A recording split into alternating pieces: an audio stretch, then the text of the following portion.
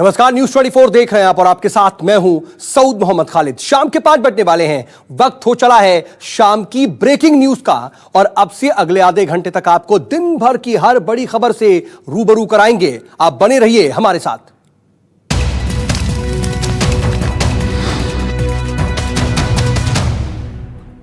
और शाम की पहली ब्रेकिंग न्यूज में सबसे पहले बात चीन विवाद पर गृह मंत्री अमित शाह के बयान की। दरअसल चीन से जारी सीमा विवाद पर जारी सियासत आज एक नए मुकाम पर आ पहुंची है और बीजेपी के दिग्गज नेता और केंद्रीय गृह मंत्री अमित शाह ने कांग्रेस नेता राहुल गांधी पर तीखा पलटवार किया है।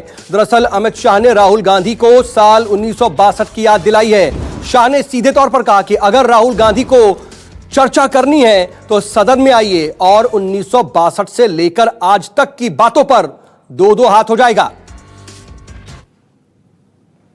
इस तरह से सक्षम है, मगर दुख तब जो होता है इतने बड़े राजनीतिक दल के पूर्व अध्यक्ष इतने संकट के समय में इतनी ओछी राजनीति करते हैं, तब दुख होता है। इससे कोई फर्क नहीं पड़ता। वो उनके लिए आत्मचिंतन का विषय है। इनके हैशटैग को पाकिस्तान और चीन आगे बढ़ा रहा है, मेरे लिए नहीं है।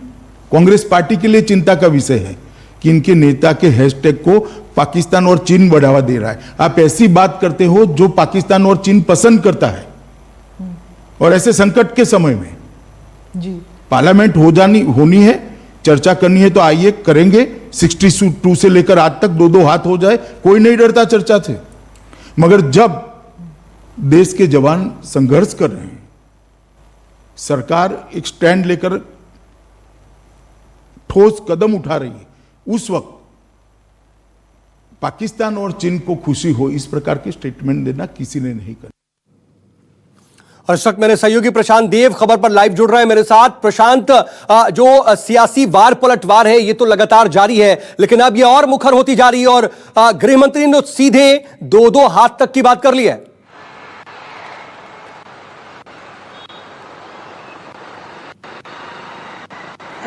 देखिए, जब से अगर भारत चाइना की बात करें, जो विवाद हुआ उसको लेकर के विपक्ष लगातार सरकार पर हमलावर रहा है और उनकी नीतियों पर सवाल खड़े करता रहा है। कई बार राहुल गांधी ने भी अपने ट्वीट के जरिए बात कही और विपक्ष ने बात बताया कि किस तरीके से चीनी सेना भारत में मतलब हमारी सीमाओं में घुस रही है और हमें नुकसान पहुंचा रही है। हालांकि भारत सरकार का ये कहना है कि हमारी एक एक इंच जमीन पूरी तरीके से सुरक्षित है और भारतीय सेना हर स्थिति से निपटने के लिए पूरी तरीके से सक्षम है।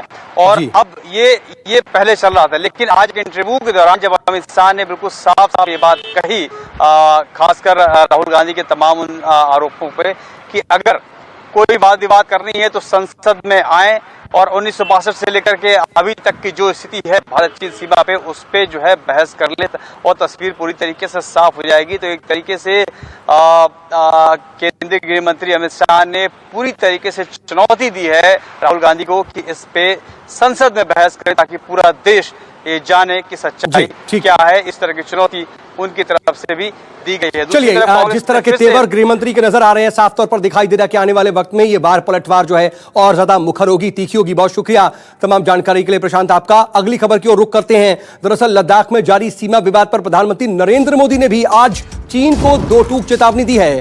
मन की बात करते हुए प्रधानमंत्री नरेंद्र मोदी ने साफ कहा कि अगर भारत दोस्ती निभाना चाहता है तो जवाब देना भी वो जानता है। मोदी ने यह साफ कहा कि देश की तरफ आंख उठाने वालों को मजबूती से जवाब दिया जाएगा।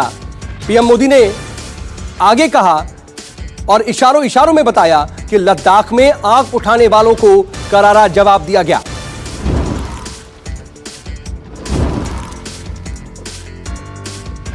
तो आज मन की बात में और सीमाओं की रक्षा करने के लिए भारत की ताकत और भारत के कमिटमेंट को भी देखा है।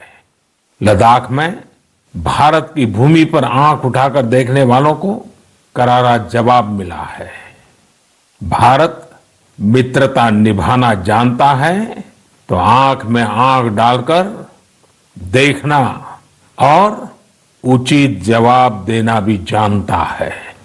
हमारे वीर सैनिकों ने दिखा दिया है कि वो कभी भी मां भारती के गौरव पर आंच नहीं आने देंगे।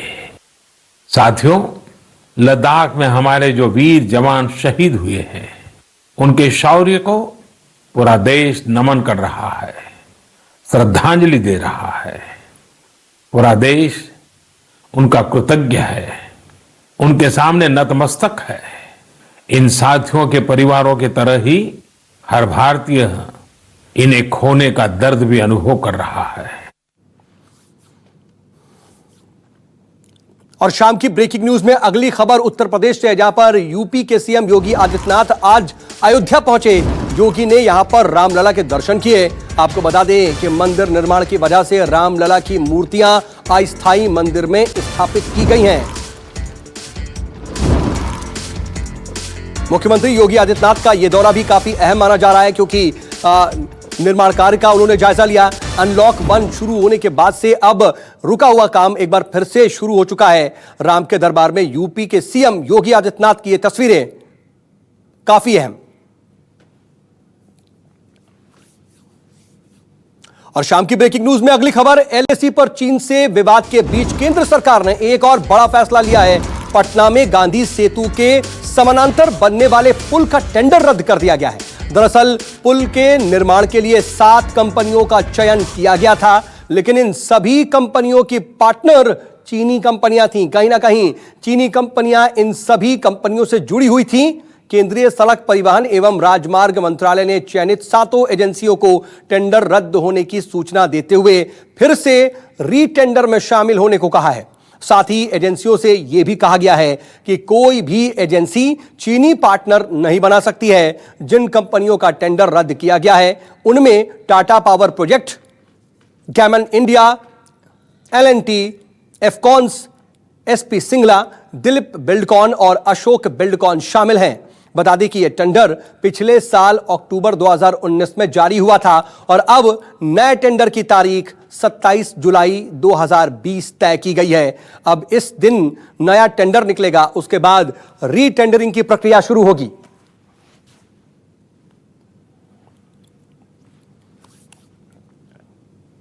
और अगली ब्रेकिंग न्यूज कोरोना से जुड़ी हुई। दरअसल कोरोना के मामलों में रिकॉर्ड इजाफा दर्ज हो रहा है।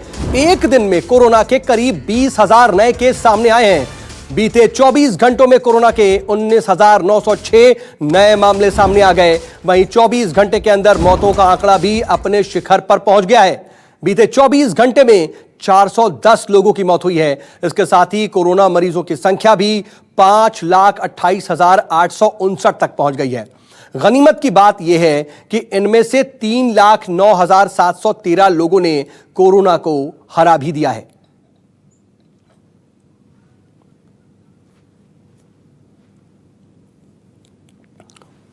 और कोरोना पर महाराष्ट्र की स्थिति की बात करें तो महाराष्ट्र में कोरोना का कहर दिन प्रतिदिन बढ़ता ही दिखाई दे रहा है। एक दिन में अब 5,000 से ज्यादा मामले सामने आने के बाद भी महाराष्ट्र सरकार ने मुंबई में सलून और पार्लर खोलने का आदेश दे दिया, उसकी इजाजत दे दी। इसके बाद आज मुंबई में ज्यादातर सलून खुल गए, हालांकि एहतियात जरूर वहां पर बरते गए। इस दौरान लोगों ने सावधानी बरती। लोग सावधानी के साथ साथ बाल कटवाते हुए नजर आए।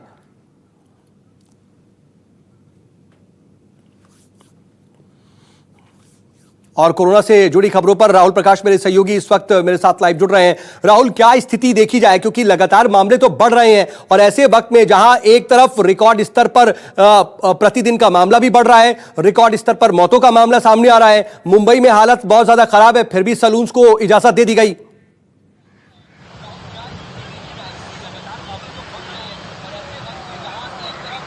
जी राहुल, देखिए, जिस तरीके से जिंदगी को पटरी पर धीरे धीरे लाना है, जिस तरीके से कोरोना जो मामले थे लगातार बढ़ रहे थे, जो आंकड़े थे वो लगातार बढ़ रहे थे, कहीं ना कहीं वो हिस्सा बनते हुए तमाम एहतियातन बरतते हुए भी तमाम चीजें खोलनी है पैरेलल। ये कोशिश इसलिए की गई है कि कई समय से जैसे अनलॉक 1 हुआ है, अनलॉक 1 अगर हम राजधानी की बात करें तो यहाँ धीरे धीरे तमाम चीजों को खोला गया है। जिस तरीके से जो पटरी पे लौटती जिंदगी है वो देखी जा रही है, लेकिन जो संभावनाएं हैं कि इसको हम कितना दुरुस्त कर पाएंगे, यानी कोरोना से जो लड़ने की बात हम कर रहे हैं, उस प्रिकॉशंस मेजर्स को लेने के साथ साथ हम कितना इसको दूर कर पाएंगे, क्योंकि जो 24 घंटे के आंकड़े हम बता रहे हैं वो काफ़ी ज़्यादा हैं। मौत का आंकड़ा है जिस तरीके से हम देख रहे हैं 5,28,000 के करीब जो संक्रमित लोग हैं, जिसमें से 3 लाख ये भी ठीक है कि 3,09,000 के करीब ठीक हो चुके हैं। 2 लाख से ज़्यादा जो लोग हैं वो संक्रमित हैं, यानी आंकड़े हर जगह बढ़ रहे हैं। अगर हम मुंबई की बात करें जहाँ ये जिस तरीके से सैलून खोले गए हैं, हालांकि प्रिकॉशनरी मेजर्स के साथ ये खोले गए हैं क्योंकि एहतियातन तमाम चीज़ें करनी है। सरकार ये चाहती है कि धीरे धीरे पैरेलल उन तमाम चीजों को खोला जाए, लेकिन इन तमाम प्रिकॉशंस मेजर्स के साथ स्थिति है, गंभीर स्थिति तो है। एक्टिव केसेस की भी संख्या 2,03,000 से ज्यादा है, लेकिन राहत की बात यह है कि 1 लाख से ज्यादा तादाद नजर आती है एक्टिव केसेस से, यानी 3,09,000 जो मरीज ऐसे हैं जो ठीक हुए हैं। बहुत शुक्रिया आपका राहुल तमाम जानकारी के लिए। अगली खबर राजस्थान से, जहां पर भीलवाड़ा में कोरोना गाइडलाइंस का उल्लंघन कर शादी करने पर प्रशासन ने 60,26,000 रुपए का जुर्माना लगाया है। बता दें आपको कि भदादा मोहल्ले में 13 जून को शादी हुई थी और इसमें 50 से ज्यादा लोग शामिल हुए थे। कोरोना से संबंधित प्रोटोकॉल की अनदेखी के चलते शादी में पहुंचे लोगों में संक्रमण फैल गया। शादी में शामिल हुए लोगों में से अब तक 16 जो हैं वो कोरोना पॉजिटिव पाए जा चुके हैं। 58 लोग अब तक क्वारंटीन किए जा चुके हैं। अंदाजा लगाइए कि तमाम प्रोटोकॉल्स की बात की गई थी, इजाजत दी गई और कहा गया था कि आप सिर्फ लिमिटेड लोगों को ही बुला सकते हैं, बाकायदा सूची दी गई थी, लेकिन इसके बावजूद इसकी अनदेखी की गई। ज्यादा लोगों ने वहां पर शिरकत की और उसका नतीजा यह हो रहा है कि 16 लोगों की जो रिपोर्ट है वो कोरोना पॉजिटिव हो चुकी है। 58 लोग इस वक्त क्वारंटीन किए जा चुके हैं। अब तक के इलाज पर सरकार का 6,26,000 रुपए खर्च आ चुका है। कलेक्टर ने अब इतनी ही रकम का दूल्हे के पिता पर जुर्माना लगाया है और आगे पॉजिटिव पाए जाने वालों के इलाज का खर्च भी दूल्हे के पिता से ही वसूला जाएगा। शादी में 250 लोगों को बुलाने पर दूल्हे के परिवार पर पहले ही एफआईआर दर्ज की जा चुकी है।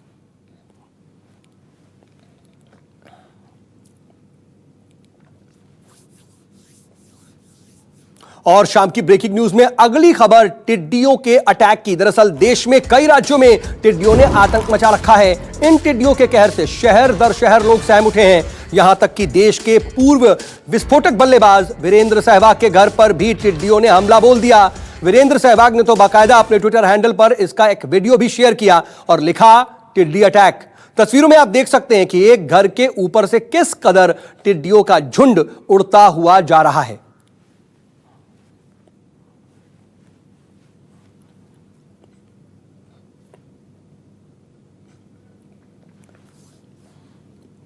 आपको बता दें कि दिल्ली हरियाणा के बाद अब टिड्डियों का दल यूपी के भी कई जिलों में पहुंच गया है।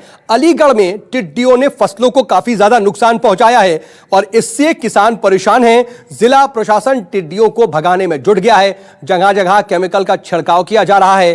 किसान भी खेतों में थाली और बर्तन साथ ही साथ शोर मचा करके टिड्डियों को भगाने में जुटे हुए हैं। वहीं क्षेत्रीय विधायक ठाकुर दलबीर सिंह ने भी खेतों में जाकर अधिकारियों के साथ निरीक्षण किया।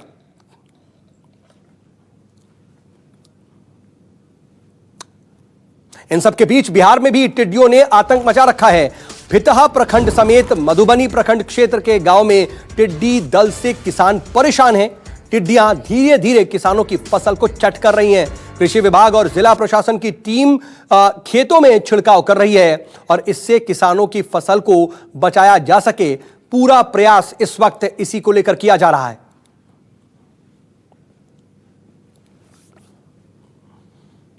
शाम की ब्रेकिंग न्यूज में अगली ब्रेकिंग न्यूज बिहार से, जहां पर आतंकियों की घुसपैठ की एक बड़ी खबर सामने आ रही है।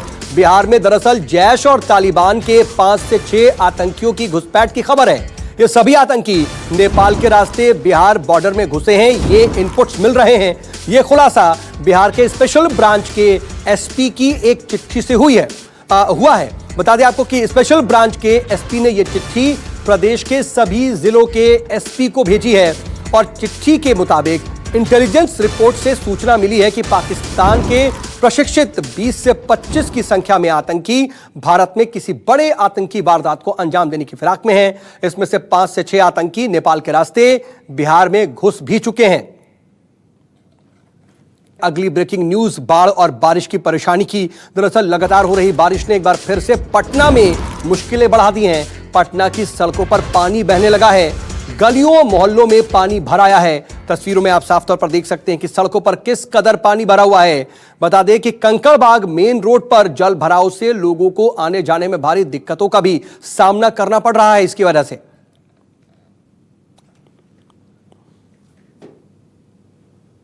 दरअसल बिहार में लगातार हो रही बारिश से अब नदियों में जलस्तर बढ़ने लगा है और अररिया में परमान नदी उफान पर है। नदी का जलस्तर बढ़ने से अस्थायी पुल ध्वस्त हो चुका है। लोग अपनी जान मुश्किल में डालकर पुल पार करने को मजबूर हैं और तस्वीरों में आपको हम दिखाने की कोशिश करेंगे कि आखिर क्या हालत है। आप जरा देखिए, ये तस्वीर आप देखिए, आप देख सकते हैं कि लोग किस कदर पुल पार कर रहे हैं, कैसी स्थिति वहां पर पुल की हो चुकी है। नदी में पानी बढ़ने से लोगों की मुश्किलें लगातार बढ़ने लगी हैं। परमान नदी के जलस्तर में वृद्धि से फारबिसगंज गरहा सड़क मार्ग पर पानी बहने लगा है और यही नहीं, परमान नदी में पानी बढ़ने से आसपास के कई गांवों में भी बाढ़ जैसे हालात हो गए हैं। नदी में जगह जगह कटान भी होने लगी है।